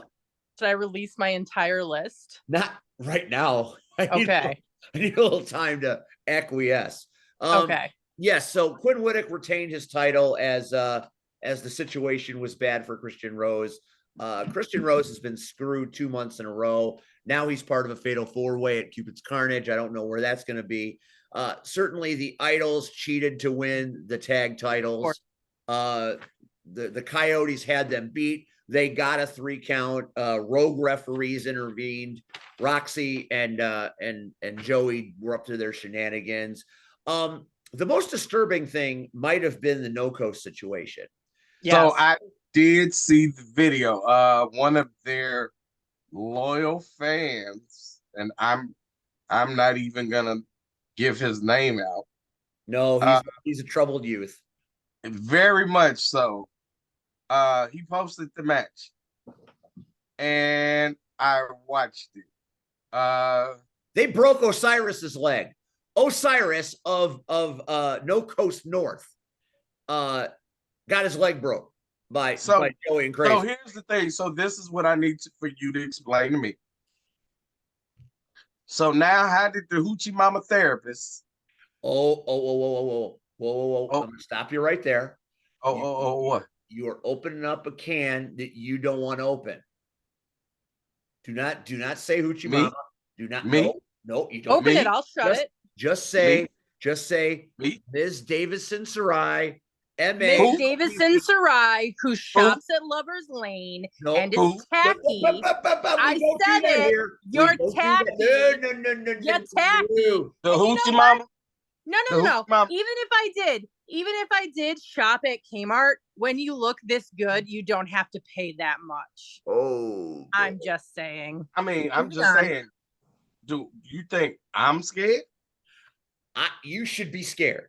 Just a little Why? bit. Of what? Why? Because she is evil beyond realms and beyond reason. Steve. She's trying to be evil. Yes. Steve, so again, do you forget who I run with?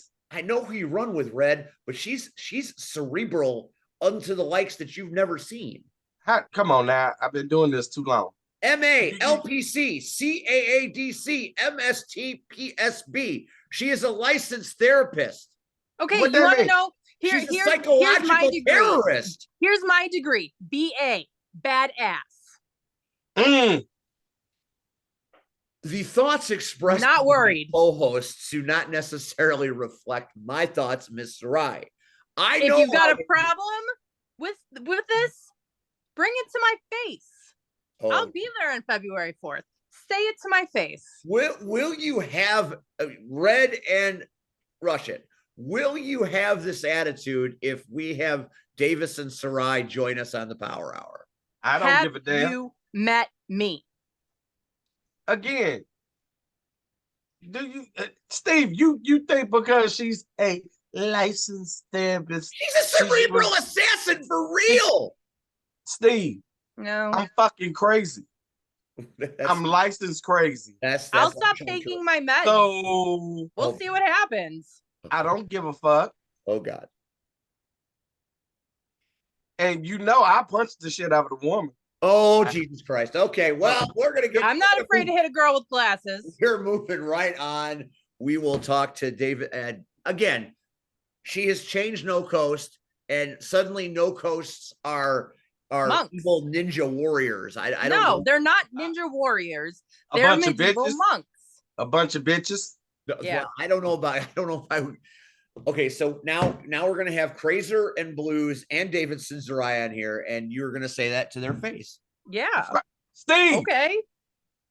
Didn't I talk shit to them when they was on here before? Yeah, but they were nice before. They're crazy now. You think so because they got a new attitude? I give a fuck. They broke a man's leg, Red. They broke their family's leg. You haven't even done that. First of all, they can't give a fuck if they did it. So why the fuck should I give a fuck? And Steve, what do I do for fun? I know. Beat people's ass. I know. Yeah. She's a terrifying human.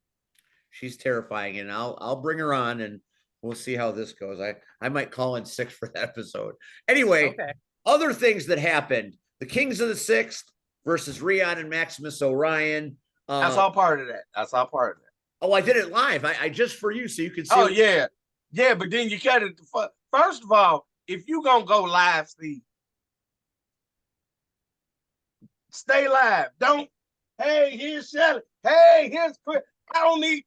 The action is forward. I was just giving everybody a little taste. You got to come out to Joliet if you want the meal, man. I ain't coming out Joliet. I ain't coming to Joliet. Got to come to Joliet. Morris Day. Ticket at the counter. I ain't coming to Joliet. It's got to be a reason for me to come to Joliet. The ticket is I'll be there. The ticket is prepaid. Morris Day. You walk up to the lady with the glasses and you say, "Hi, there's a ticket for me. I'm Morris Day."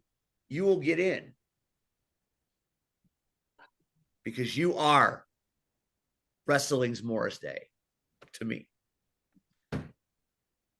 Rion Skills is not here. His picture is here, but he is not here. Rion Skills has said that I don't like it. I don't know how I feel. Rion Skills brought the house down Saturday night in Joliet. Mm-hmm. You can't tell me that he didn't. Russian Blue, you were there. You saw the energy. You felt the electricity.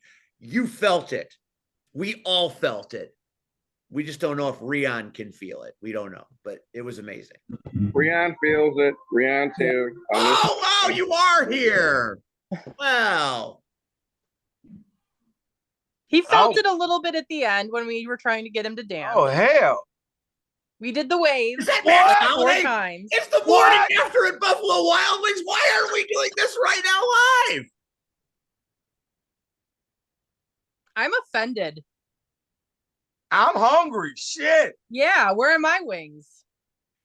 Rion is having dinner. See, what they're doing right now is they are laying the groundwork for the reboot of the morning after at Buffalo Wild Wings, eating the wings, and they've been sitting there this whole time listening to this nonsense. And now they show up. And now I am craving wings. Anyone else says anything else, before anyone else says anything else, that's not the case. That is not the case. We just got here about 10 to 20 minutes ago because I was at practice. And did you really want to see people bumping around in that place when you had the runner of front line? You had a lot of things to focus on. So then you didn't need I wanted to be invited to the wings. Okay, Max, would you like wings to be sent out to any place other than here? Yeah, I would, but I'm not going to make you do that, so it's fine. Yes, then that's fine as well. But I just want to make sure that everyone knows that I am here, but at the same time, I'm not. So I'm going to casually move back into this slot. I understand. We love you, Max Holiday. You are a god. If you have any questions, I'll gladly answer them. But Which one are you at? I honestly don't know. Where is this? Buffalo Wild Wings. Well, I know it's Buffalo Wild Wings. Where? Orland. Oh, that whole bit right there was vintage Morning After. I want to go watch the old episodes now. And they're gone. They're enjoying their wings. But it's good to know that Max and Rion are somewhere sharing a meal. Well, I know what I'm getting for lunch balance of justice now. has been restored. Shit, she talking about lunch. I gotta eat dinner. I already had dinner, so. Marche Rocket, your boy, got himself disqualified by choking Gunnar Brave to the point of almost crushing his windpipe. Come get your boy, Red. He's gone around the bend. He ain't going around the bend. Y'all just not treating him right. He got frustrated. He did get Y'all frustrated. not treating him right. Y'all not treating him right. What am he calls me his JR. I treat him right all the time. Anyway, that's neither here nor there. Resolution came and went and answered questions and asked questions, which is what really good wrestling shows do. They give you some answers and then they ask some more questions. The Amazing Turtle got one of the pops of the night, so I want to say congratulations to him. He's been wrestling and refereeing, and I feel like the wrestling is going to happen for him more than the refereeing is now. And I feel like that's a very good thing for him because he's really entertaining. He did not win the match against Cade and Rockin' Rivera, but I think Turtle did have a hand in neutering the idols. And I think the idols end is near, which makes me very happy. Did you really think he was going to win? I did really think he was going to win. And so did all of Joliet. I hope not.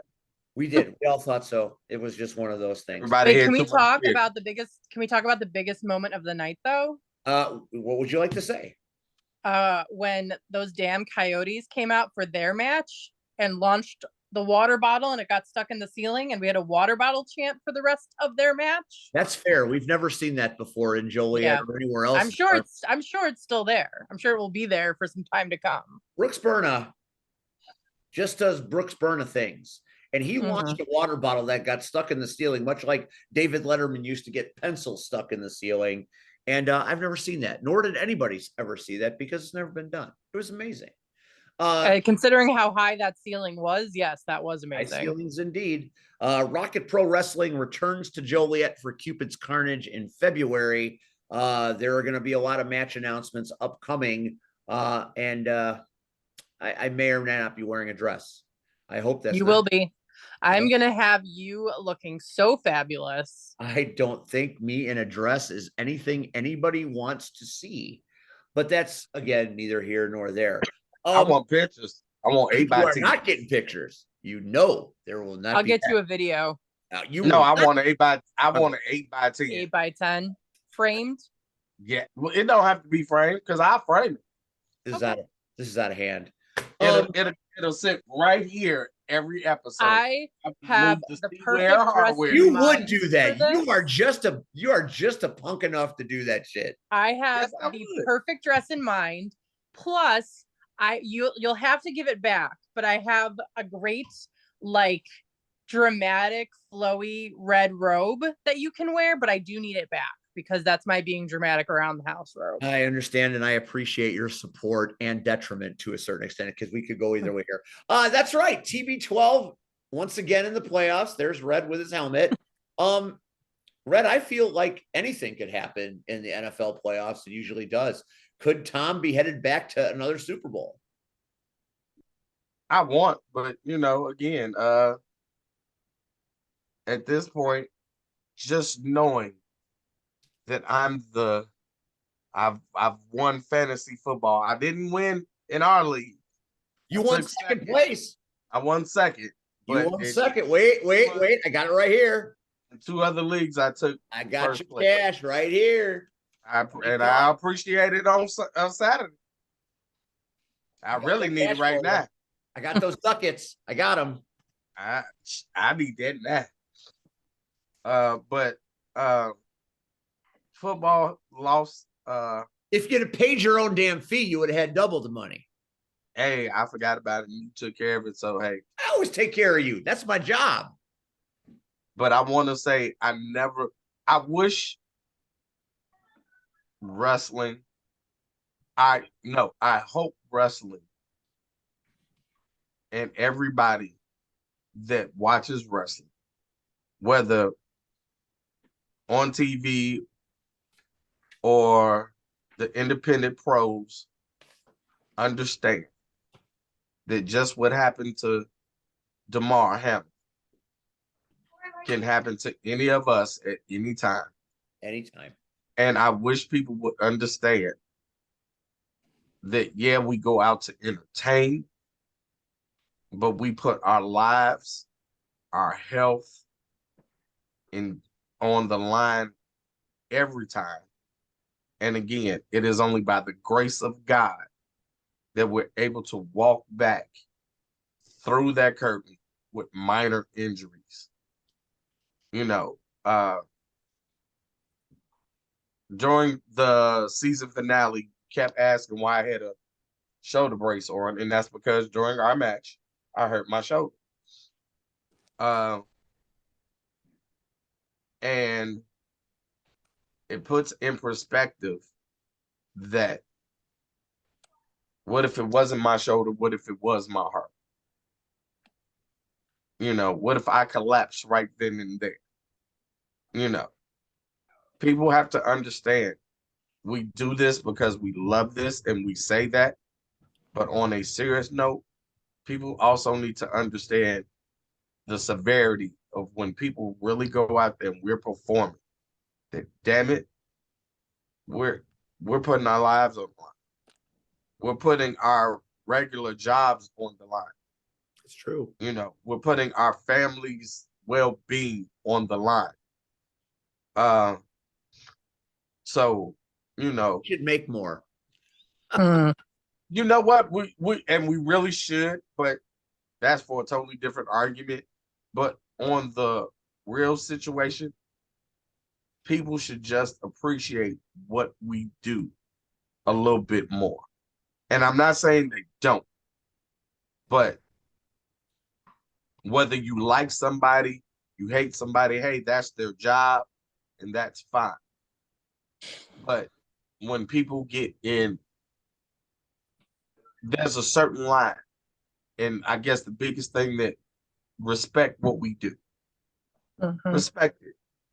That's it. Again. Great point, because you think about something as basic as a really hard chop. That's a blow to the chest every time. And some of them, like Marche, I mean, how many people hit harder than Marche? And that's what took this young man down, was a shot at the wrong time to the chest in the wrong place. So your point is well taken. The good news is he seems to be responding well, and he seems to be doing pretty good. We're all praying for 3, and hopefully the story has a happy ending. I don't know if he's ever going to play the game again, but he's had an impact on everybody. The whole situation. Country, everybody stopped and was thinking good thoughts of him. He had a toy drive that made millions of dollars because people cared enough to want to support it. You started out with roughly, I believe, before that happened, like 25,000. No, it wasn't even 25,000. It was like 2,500. Oh, okay. And then wound up being 8 million, if not more by now. So, Yeah. And I mean, I hope that it gives fans pause to realize that these players and everybody, they're real people with real hearts, real passions that really care about their community. And there's no need for like the snarky comments when something happens to one of them because they make more money than somebody else, which I saw a lot of. It's A lot of just, catty people out there. yeah, it's just, it should just be like this person is like a miracle that he survived, and he's going to do great things with his life, whether he goes back to play football or not. That's fair. And very true, very true. And Yeah. I mean, I understand people shouldn't, there's a time and a place for everything. And if anybody has ever heard me, I will tell you, I'll be the first person to tell you, the pro athletes make way too much money. Yeah. That's just my opinion. That's how I feel, because there's no way in the world. And I use this as an example when Shaq got his first huge contract. Why is it that you get paid to take a ball and shoot it through a hoop and make millions of dollars, yet the teachers that educate you struggle to pay their bills every day? I 100% agree. 100%. That makes, Like to me, thousands. that makes. Now, I'm not saying that teachers and educators should make millions. Nowhere in the world I'm saying, but it should be. But they should be comfortable. Make it make sense. Like, that's my whole thing from last year, and it's going into make it make sense. Yeah. Again, I'm not saying what they don't do is great. I'm not saying hitting the ball or shooting the ball, throwing the ball, catching the ball isn't wonderful. But why are the people that educated them through grammar school, through high school, through college, why are they struggling? I agree. I was referring to the post about how the medics on the field should be getting paid more than the patients. But it's like, whether it's true or not, there's a time and a place. And when somebody's and that's the thing. Yeah. The time people some people are attacking, Yeah. and like you said, that wasn't the time. This dude was literally having a heart attack on the field. He was literally dead. He was dying. And let's be honest. I mean, that's a scary thought. And let's be honest, it had never happened ever. And again, I know for me, when I cut the game on, I really wasn't gonna watch, but then I was like, I got fantasy on the line. I gotta watch the game. I wasn't gonna watch Raw. And when it happened, I stayed up till 2 a.m. watching ESPN because I wanted an update. You wanted to know the kid was okay. Right. I wanted to know, like, first of all, this kid is young enough to be my son. Mm-hmm. And I'm like, I need to know this kid is going to be okay. Yeah. I went to bed, like, I don't know how many times throughout the whole night I had prayed for him. And before I went to bed, I prayed again. And when I woke up, like, the next day, that Tuesday, and I woke up, first thing I'm on is ESPN. That's not what I do normally, but I need an update. I needed to know this kid was gonna be okay. Yeah. And I just think, if we as a society can come together over something like that, then that means that there's a lot of shit we can come together on. Yeah.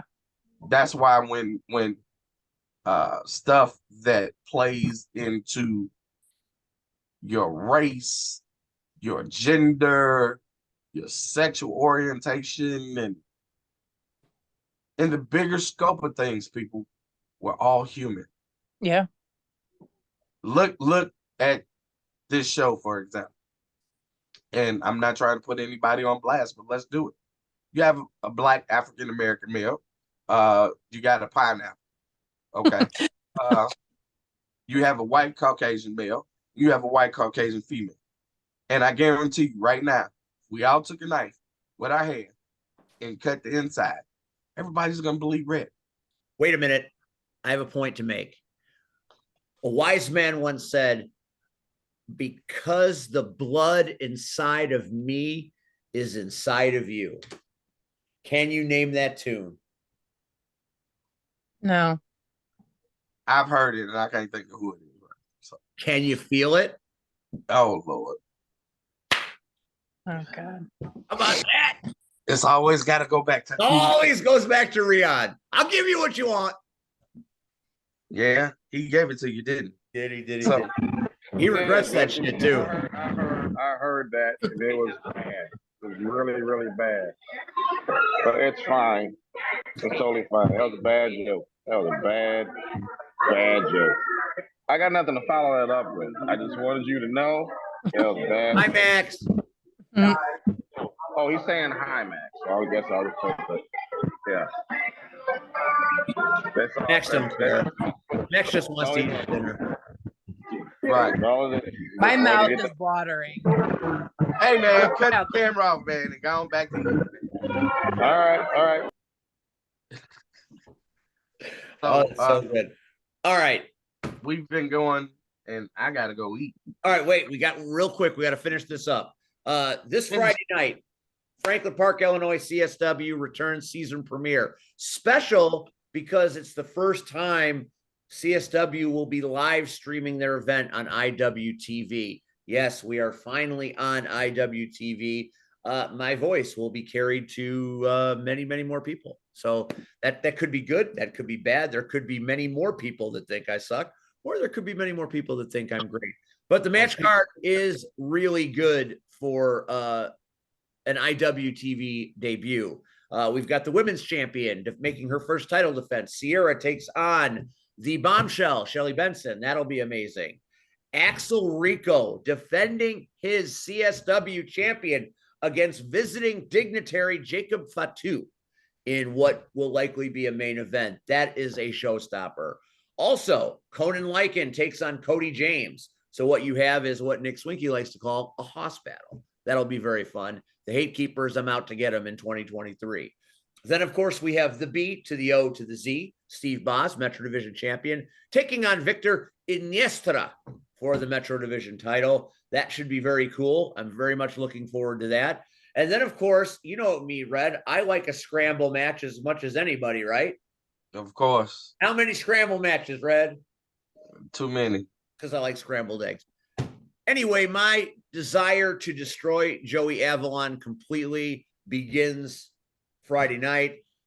Joey Avalon is in a scramble versus CJ Esparza, Heather Reckless, Chris Miller, and the dog-faced bastard Greg Murray. Why? Heather Reckless why? just got choke slammed by Cypher. So her monster betrayed her. So she's in a foul mood. CJ Esparza is one of the most violent humans with surgeon-like precision and is one of the highest flyers I've ever seen. Then, of course, you have Miller, who is one of the most evil men on the planet. And then you have the dog-faced bastard, who is one of the most over people in Chicago-style wrestling. They're all gunning for the Jet. They're all gunning for Joey Avalon. Makes me happy. Very excited. I bet. So if you can't make it out to Franklin Park this Friday night, IWTV, you can get the live stream. It's going to be an amazing event. I'm happy to be back at CSW. I wasn't sure they were going to have me back, but the honorable Jason Hades is an amazing guy, and we're going to make one more run at this thing. Should be great show. More match announcements to happen as we get closer to Friday. And then on Saturday, we got this Wrestle League in Homewood at the Knockout Auditorium. See what I did there? Yes. The Knockout Auditorium. Quinn Whittick will be in action defending his title. Not necessarily against the Ewok, because the Ewok is still dealing with the eye incident from the fireball that got shot out of the hand of the new Human Torch. Another match that's happening at Wrestle League Saturday night that's very exciting is Russian Blues betrothed Hot Rod Daddy Andy. Where do you see a ring? Taking Where do you see one? Russell all-time in a match that should live in infamy for a long Yes, time. my boyfriend versus my son. That's weird. That is indeed weird. I also, before we go off the air tonight, want to give a shout out to the JFW podcast. First of all, is those the only matches announced? Those are the only ones that are announced thus far. Oh, no, I'm sorry. There's one more match announced. How could I forget this match? It's the one I want to call more than any. EJ Swanson has to face the music for his bad decisions at the December 10th show, which had Wrestle League, Chicago Land Championship Wrestling, and Dragon Gate.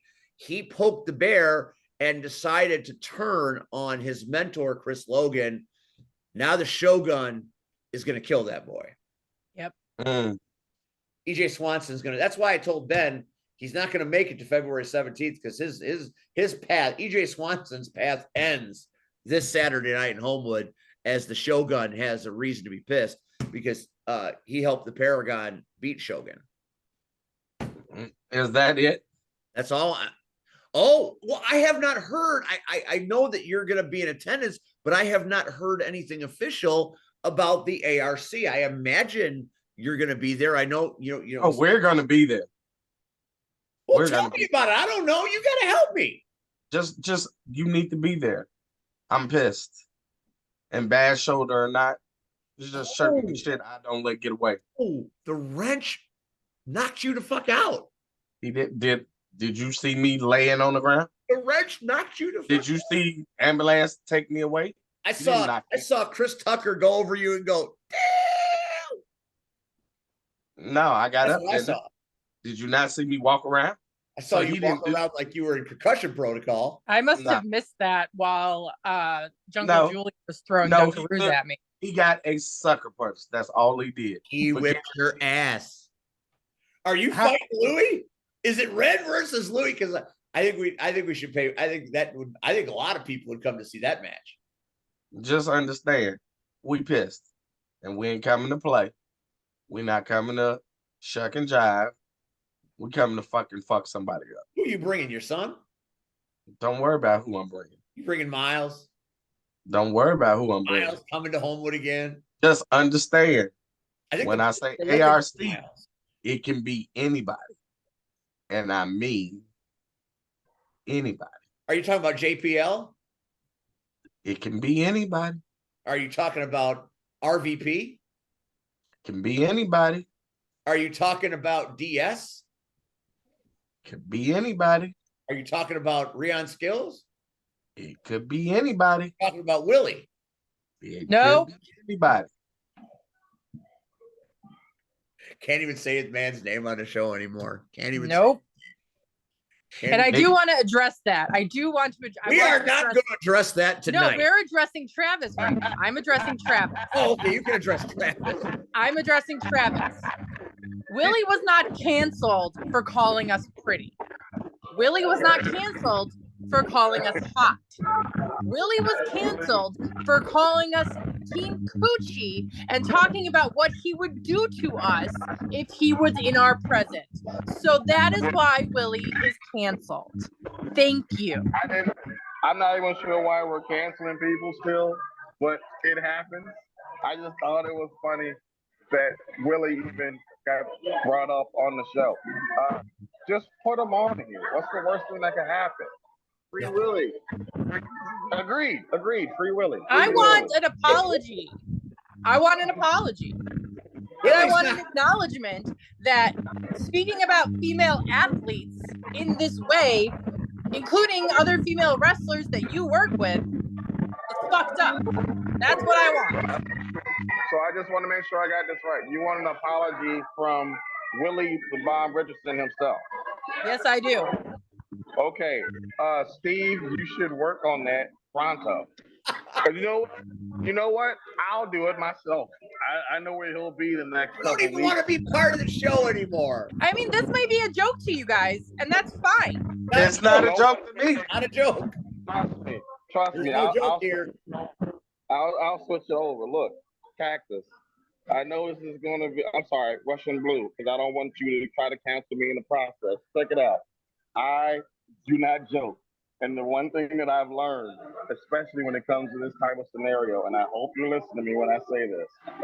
When I say I'll give you what you want, but it's always a catch. I mean it. Ask them to. Ask anybody that's talked to me when I say about stuff like that. I'm dead serious when it comes to stuff like that.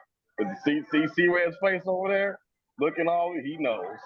I got no problem with it. So if you want to go down that path, I'm 100% ready to bring that path to you. Just make sure that we're all on What's the the same catch? page.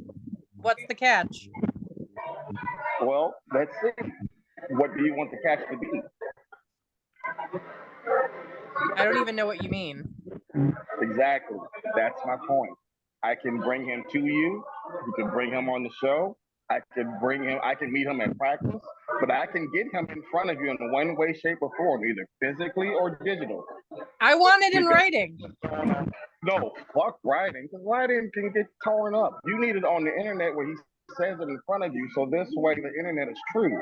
Where you don't need to do a writing cop, if that's the case, you might as well get a restraining order. And we all know how restraining orders work on this show. You might as well just go ahead and get him in front of you, which I can do firsthand. Okay, fine. Bring him on the show. Steve, you should get ready for that. I'm going to go back to doing my thing. This has gone on way too long. It needs to be taken care of. You need to start the year off right.